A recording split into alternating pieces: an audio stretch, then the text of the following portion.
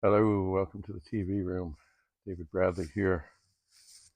Just in case I'd not made myself clear earlier, Rudy from Rudy's Retro Intel has been fixing SuperPETs and doing a wonderful job at it.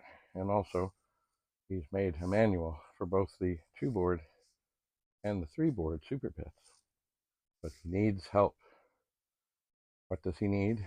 He's looking for a terminal program that uses the internal RS-232 port.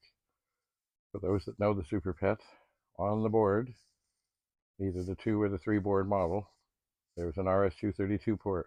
This was so people could do things in various languages on their SuperPET and transfer them over to the mainframe. Anyway, Rudy of Rudy's Retro Intel needs a terminal program, and he doesn't care if it's on the 6502 side or the 6809 side. He needs some way to test the serial ports of the SuperPETs that he is fixing and has fixed. And he is assuming they're working, but anyway, if you know anything about this, or you know what program would do it, or you know how to do it, anything at all that would be helpful to point him in the right direction, send me a message here, go to his channel, whatever. Rudy needs help.